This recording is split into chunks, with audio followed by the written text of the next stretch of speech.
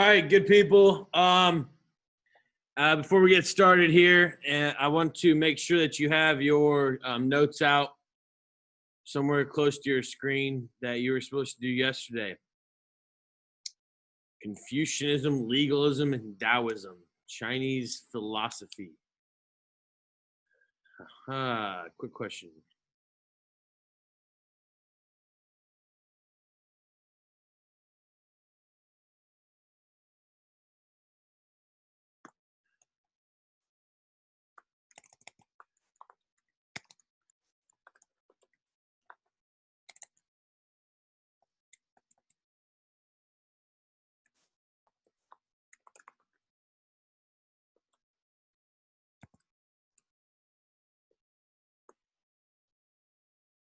All right, we got one more, and we're getting a little closer here, and then I'll explain what's up.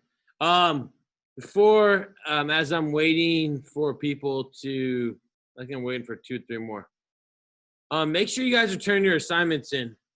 Some of you are starting to have assignments stack up here that you haven't turned in, and I'm not putting zeros in the grade book yet, but I will start to.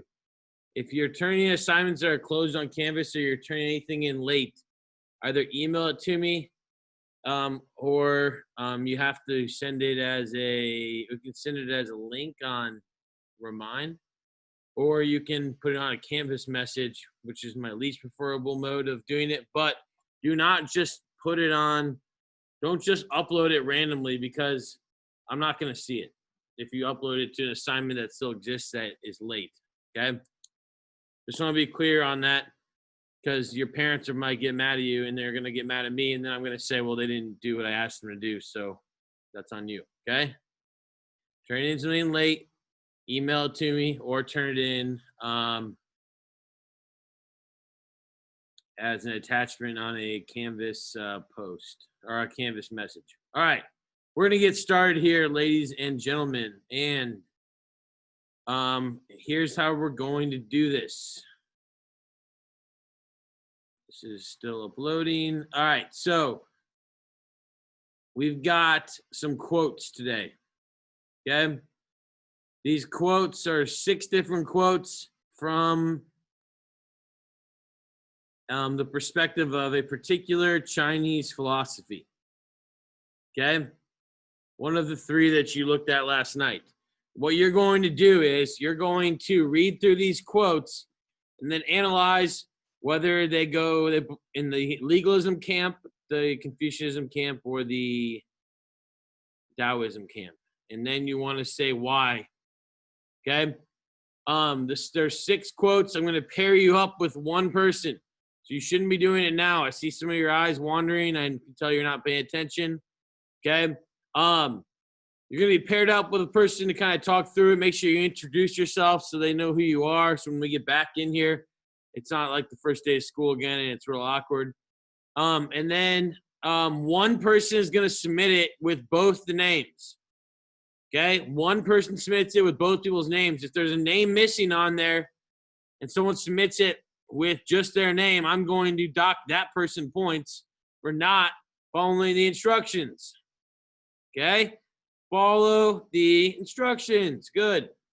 So you turn 1 in with both people's names. Okay? I'm going to give you, it's 1:09.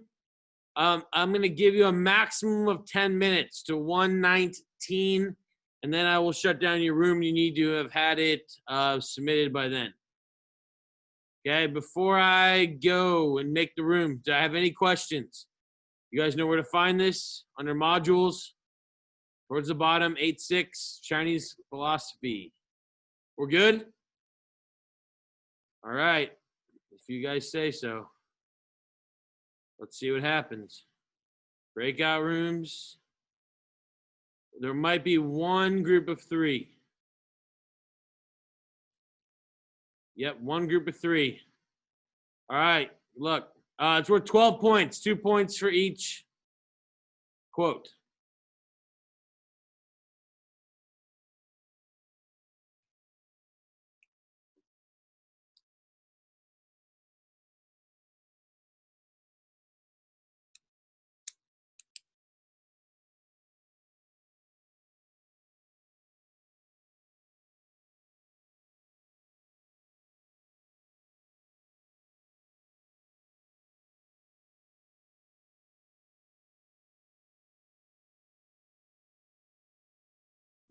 Okay.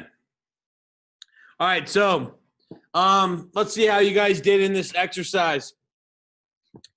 What I'm going to do is read off the quote, and then I want to see you guys get used to using this hand raising function. So when I see a blue hand up, I'll call on you, unmute, and tell me what you think. The first one, the superior man is modest in his speech, but exceeds in his actions. What do you guys think this, what philosophy? Tyler, what do you think? Tyler Dooley. I said that, let's see. I said that it was Confucianism because the man here is referring to is modest, and Confucianism is the idea that humans are like good and teachable. Okay. Yeah, you're correct. The idea that you can teach a human how to act, and then they can act with virtue after that. Good. Okay, let's go to 2. Jack Taylor, what do you think? I just closed the thing. Number 2 is the The means whereby the intelligent ruler controls his minister are 2 handles only. 2 handles are chastisement and commendation. Yeah. What are meant by chastisement is to inflict death or torture upon culprits, and then commendation is to bestow encouragements or rewards on men of merit. So that one would be legalism because it's advocating for like harsh punishments and like authoritative control over people as like a way to keep order. Good. Correct. All right, let's go to 3. The sage controls without authority and teaches without words. He lets all things rise and fall, nurtures, but does not interfere, gives without demanding, and is content. I know you know this one, Jack. We have somebody else to participate, please. Somebody put that hand up. Owen. We put Taoism because it talks about how the sage controls without authority, and Taoism is kind of the belief that like there's a cosmic balance, I guess, and so the overall power doesn't need to actually control, and men will do what they're supposed to by their own will. Correct. Good explanation. All right, let's go to 4. Too much color blinds the eye. Too much tone deafens the ear. Too much taste dulls the palate. Too much play maddens the mind. Too much desire tears the heart. The sage provides for the belly, not for the senses. He lets go of sensation and accepts substance. Eliza, what do you think? We said Taoism again because they kind of lead to a simpler life and they push, like, you need to let go of stuff. Good. You're correct. So you let go of sensations. That's also somewhat similar to Buddhism, where you let go of desire and you let the earth, the cosmic balance of the earth, take control. Good. Let's go 5. The superior man undergoes 3 changes. Looked at from a distance, he appears stern. When approached, he is mild. When he is heard to speak, his language is firm and decided.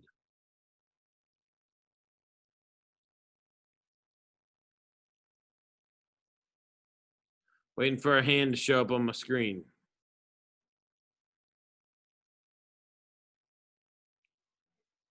Still waiting for a hand to show up on my screen. What you guys got? This is a little tougher one. Do I need a cold call here? I've been known to do that. Which one is it? Number 5. The superior man undergoes 3 changes. It's kind of obvious from the second and third word. Whenever you're referencing superior and man, you're talking about a Confucianist idea here. Because Confucianism was super patriarchal in nature, and women were very much degraded, and that continued throughout Chinese culture for thousands of years. So that is Confucianism. All right, let's look at 6. In the state of an intelligent ruler, there are no books, but the laws serve as teachings. I'm assuming most of you got that. Jack, explain it to us. It would be legalism because it was like law would replace morality. So basically the only way to get people to stay in line was to have laws. Correct. People, when acting on their moral compass, will kill each other. So you have to have laws to prevent that. Good. Okay, so you guys look a little apathetic. That's another word for lazy. What I want you guys to do is raise your hand with the little blue thing. Raise your hand if you got 12 out of 12 or 6 out of 6 on that. Then they will populate to the top, and we'll see who did well. We got a few coming. Okay. There's some more. That's good. Good. Okay. Not bad. All right. So, you guys will see that I'll typically start class off with something like that just to get you guys, if you were in the classroom, we'd be moving around and doing different stuff, but that's what we have to do when we're on the Zoom. So I'm gonna go ahead and share my screen again, and we're going to take a look at the classic ancient Chinese dynasties today. And in order to do that, we have to talk about the Chinese dynasties in general. Does anybody know all of the Chinese dynasties off the top of their head? Anyone taking time to learn this yet? Let's see if Mr. Burnett can do it. Shang, Zhou, Qin, Han, Sui, Tang, Song, Yuan, Ming, Qing, Mao, Zedong. Now, there's an easy way to remember that. Okay? Shang, Zhou, Qin, Han, Shang, Zhou, Qin, Han, Sui, Tang, Song, Yuan, Ming, Qing, Mao, Zedong, Mao, Zedong. So, I expect you guys to make sure you know all the Chinese dynasties in order. They're pretty easy. Did you guys all get that? No, I'm kidding. But you will know that by the end of this class, except the way that we teach this course now, we have to fly by these first 4 dynasties. So you have got to look at them on the screen. Shang, Zhou, Qin, Han. There's a little rule in my classroom. Once you guys get back, that if you mispronounce one of the first 4 classic dynasties, you have to bring in cookies for the whole class the following day. So do not mispronounce Shang, Zhou, hard J, Zhou, Qin, like the thing that's on the bottom of your face, and Han. Shang, Zhou, Qin, Han. Most of you are saying really, and if you don't, it's a joke. Okay, I know you can't catch sarcasm on Zoom.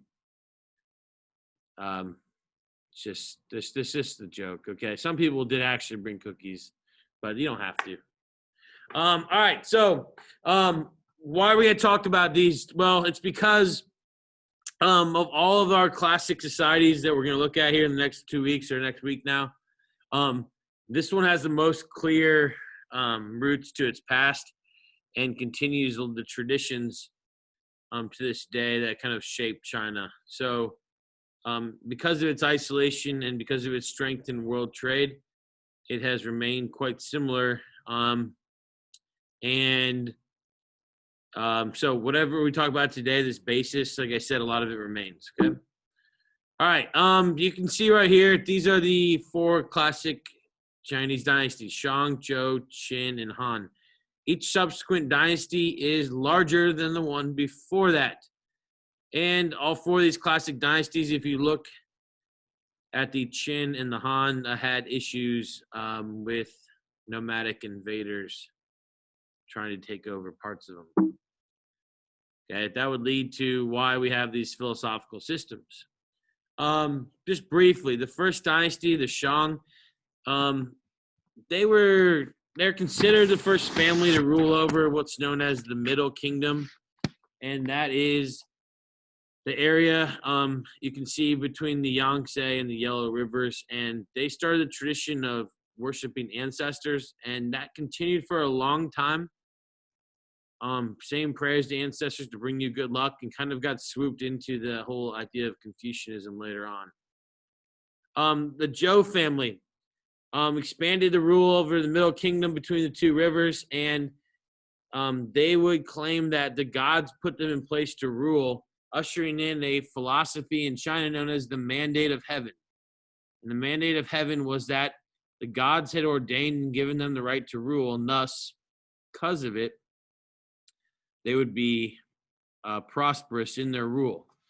Now, that kind of creates what we call the dynastic cycle.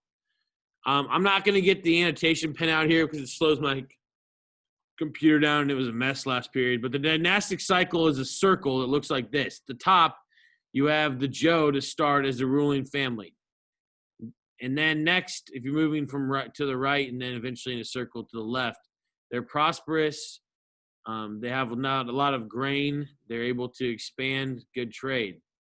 Then they start to get lazy. You have a bloated bureaucracy. In their sense, the feudal lords and large landowners stop paying them taxes. And then you have rebellions, and then the family loses power. And then some family comes in next and organizes the central kingdom, and they're the next emperor of China. And so that's what we call the dynastic cycle. And then they claim that the gods made them or gave them the right to rule, thus claiming the mandate of heaven. All right. So what happens, though, is the Zhou don't completely disappear for a long time. They rule in theory for over 800 years. You can see that between the Western Zhou and the Eastern Zhou. But the final 300 years of their rule is chaos. Because as you can see on this map, a bunch of different families are vying for power to try to unite China again. And they're really just large landowning families that are able to raise their own peasant armies. So what happens then is you have schools that are created to try to figure out what went wrong and fix the situation of these landowners and warlords trying to take power and to create a stable government where the peasants are going to have food, where you have stable rule. So Confucius, or Kong Fuzi, was just one of those people. And his words were written down, what's known as the Analects, but he never actually wrote them. Those are just recorded oral stories that he said. Okay, but the basis for Confucianism, and if you didn't get this last night, I would encourage you to get it now. The idea of filial piety, which means that you have respect for one's ancestors. You always show filial piety. And what happens from that is it creates a chain of respect that is to be followed by all members of society. So it creates one of the more orderly societies that you can get. And this order is based off of what's known as the 5 key relationships according to Confucius. Ruler to subject. Now that can be any type of ruler to any type of subject. So that could be teacher to student. That could be mayor to citizens. That could be the governor, etc. And so up on the chain of command. And actually the Han Dynasty would make sure that they had this broken into levels and everyone knew who was supposed to recognize who. And so it created order. Husband to wife, father to son, older brother to younger brother, and older friend to younger friend. Now, there's one key flaw in this in terms of where the world has moved by 2020. Does anyone want to point that out? Oops. I'm going to pull up the persist. Sam, what do you think? I see your hand up. Is that just from old? Is that from earlier? That was from earlier, but I can answer the question. What do you think? Well, nowadays, wives don't need to answer to the husbands, or don't need to be under them or anything. You notice that you're right. All of these relationships are based on male dominance. We call that a patriarchy or patriarchal society. So that's what Confucianism advocated for, and women were not really included here at all. They're meant to be subservient to the husband and even eventually to the sons. That's why when you move on through, when you get to the Tang and the Song, which we'll talk about, women start to bind their feet. Women are relegated to the household. They can't take civil service exams, etc. So they are excluded from this. But it is ideal order. All right, just to briefly, Taoism or Taoism.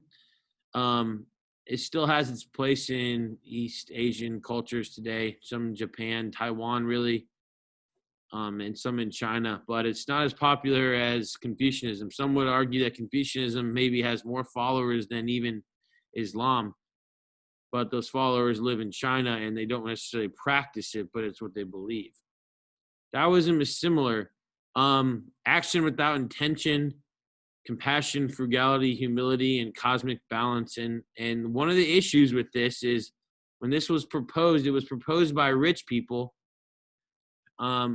who gave up all of their earthly material possessions and went out and lived as ascetic monks, very poor and didn't eat much. And this did not help the government at all because they wouldn't be able to tax these people. They gave away their money and all of their possessions, and they didn't work. And so when an upper class family or groups of families would convert to Taoism, it would end up hurting the Chinese government. So it wasn't widely promoted, and it was oftentimes seen as subversive to the actual government. Okay.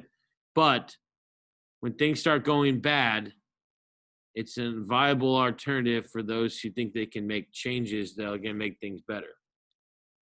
All right. The last one is legalism. We'll get to that here in a second. But the situation of the Zhou and feudalism was figured out by the Qin family, who would give themselves the title the first emperor, Qin Shi Huangdi.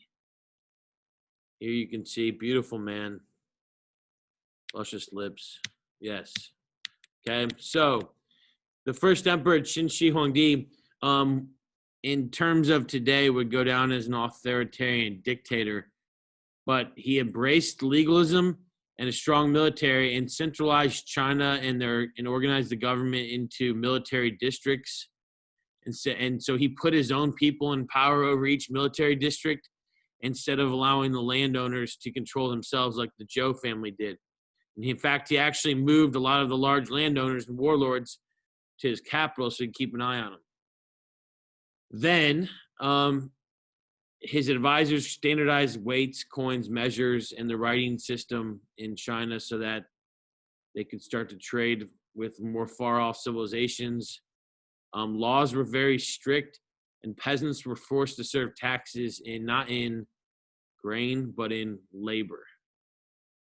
And so what you end up with is he didn't build the Great Wall himself. He didn't live long enough. He only ruled for a little over 10 years. But he sent laborers and people who in exile, scholars and warlords who didn't agree with him, off to work on the Great Wall. That's why it's known as the longest tomb in the world. He also then, as you probably know, built himself a army made out of clay or terracotta, where every single horse, chariot, soldier has its own individual face and was carved out by artisans and laborers who were then killed so that they wouldn't give away the location of the grave or tombstone, gravesite. So he's still buried in there, and they haven't actually gone in and into his tomb because they don't know what it's booby-trapped with. And he died at a fairly young age taking mercury pills because he thought he was going to live forever. But anyone who knows if you have too high of mercury in your body, you're going to die. Now they know that. So one thing that the legalists did was that they put down Confucian ideas and said that strict law was needed and necessary for humans to coexist.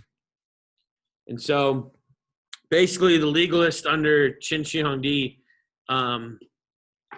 they did appoint educated men to run the government, but he only appointed his people that would kowtow to him. And so scholars were murdered and banned, books were burned, and you end up with almost everybody disliking the Qin rule. So the nobles were mad that they lost their position. The peasants were mad that they had to go work in far-off places as labor instead of just paying in grain. and the scholars were mad that their books were burned, that their positions and their schools were destroyed. So when he dies, it's going to usher in the most classic of all Chinese dynasties, and that's known as the Han Dynasty. And so they're going to use the same central formalized government the Qin used, but they're going to bring back Confucianism. And when I say this on here, I mean it. This is the largest, most effective, and most enduring bureaucracy in the pre-industrial world. So that's before 1750, 1800. This is the most effective government. Its rival in terms of world history with classic ancient civilizations would be the Romans. And major trade along the Silk Trade Route. Here you can see this is at the peak of the Silk Trade Route. You can see in India, we talked about yesterday, where they were involved. And you see Constantinople as the end in the west. One thing to jot down is that the civil service exams were issued for the first time under the Han Dynasty, and these were exams that were completely based off Confucianism. And these exams existed and actually were relatively similar all the way up until the 1900s. In order to get your son to take these, they had to train their entire childhood in a separate room inside the house. You had to pay for a tutor. It was very expensive.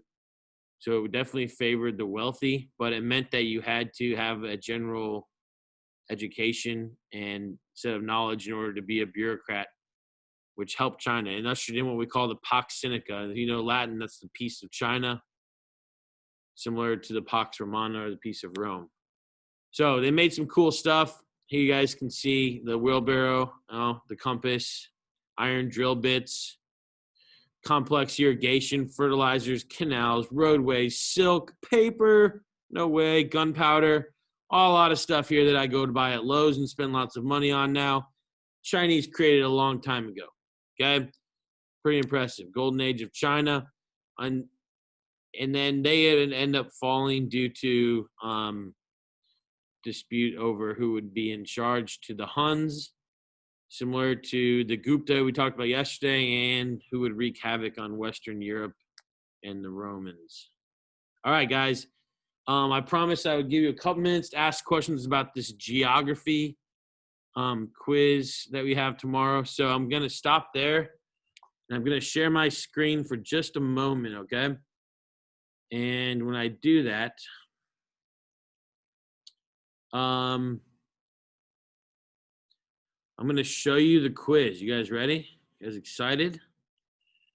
Looks like this. Okay, so here's the map. Okay, here's 16. I'll give it away. That is the Rio Grande. You're going to have to be able to spell that. Okay, here's 12. Oh, that looks like the Niger River. Okay, I'm not going to give you any more.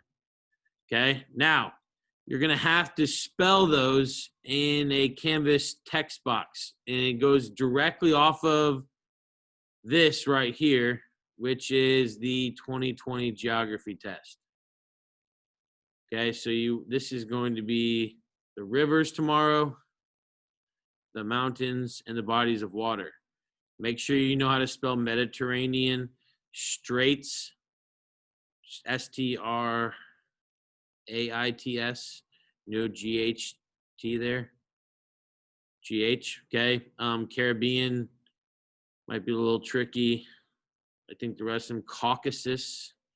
Now, I'm going to stop there, and I'm going to ask if anybody has any other questions, or if anybody wants me to show them where something is.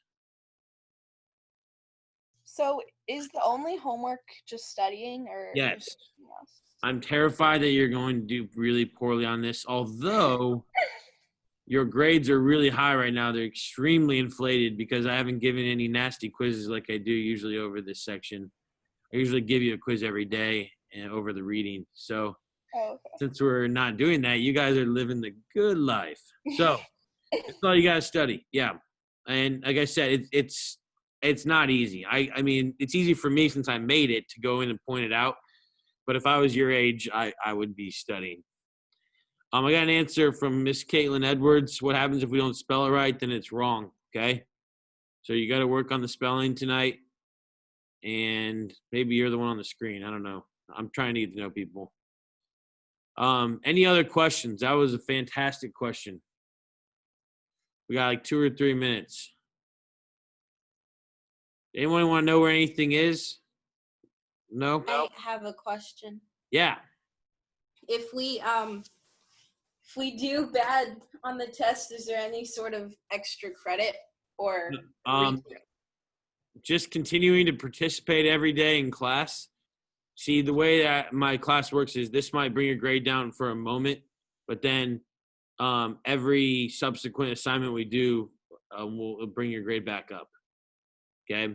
So my suggestion to you is study hard for tests and quizzes. Do the best you can. Most people will end up in the BC range on those, but they'll get A on the homework assignments, and it balances out to anywhere around B plus, A minus, A. You know, that's where the intangibles kick in. Okay.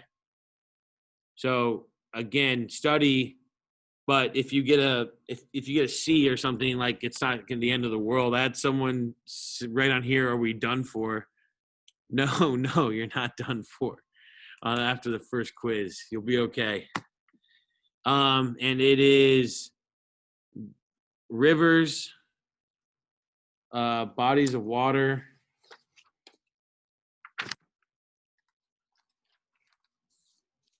and wherever else my sheet is. Rivers, mountains, bodies of water. Okay.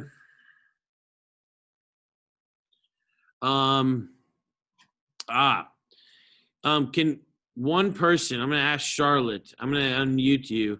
Charlotte, can you explain where your fancy hand raising function is on your computer? So you go to participants. So you click on participants. Okay. For Chromebooks, it's at the bottom. Okay. Yeah. Yeah, people are doing it. And then you can say raise hand. Gotcha. There's another feature where you can like use like thumbs up and stuff. Okay, cool. Yeah. I don't know where it is though. Yeah, we don't need the thumbs up quite yet. Okay. We'll work on that. But the hand raise is solid. And we're gonna actually take this in class tomorrow on our Zoom. So we'll do this right when we get to class. I'll ask for questions and then I'll watch you guys take it. I just want to make sure everyone knows how to use the hand raise thing so we can continue to work on that and potentially have some kind of debate or discussion where you guys have to participate in a class period or over a couple class periods. So, is it Kaya? A lot of world is over type remarks from you here. It's going to be okay. All right, guys. Be good. Study this evening, and we'll see you tomorrow. Bye. Thank you. Tennis players, I'll see you in 2 hours. Have a good Bye. day. You too. See you guys.